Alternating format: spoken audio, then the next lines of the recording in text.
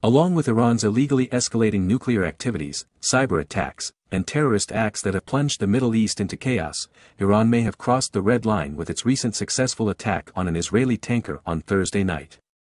After Iran's successful attack on an Israeli oil tanker on Thursday, the Israeli administration has turned all its contacts and allies to stand up to Iran and seek their support in a possible conflict.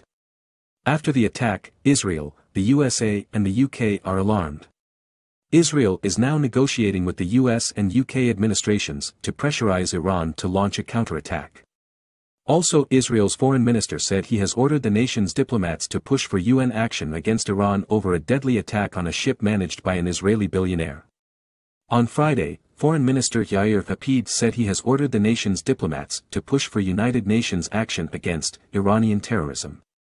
I've instructed the embassies in Washington, London, and the UN to work with their interlocutors in government and the relevant delegations in the UN headquarters in New York, Lapid tweeted.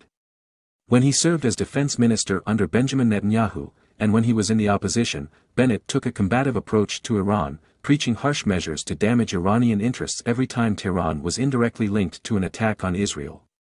He argued that Israel should aim for the head of the octopus, Iran, rather than its arms, Hezbollah, the Palestinian group Islamic Jihad, and to a lesser extent, Hamas. This approach may now dictate a relatively harsh Israeli reaction. Israel may wish to deliver a resounding blow, that's the spirit of political sources' comments in Jerusalem. This blow will be aimed at ending things without a tit-for-tat that could escalate. But as usual, events also depend on the other side. Iran is in the middle of negotiations on bringing the United States back into the nuclear accord, but in the background is the swearing-in this week of its new president, Ebrahim Raisi. Tehran also has an interest in projecting power in the region, and it is keen to protect its interests.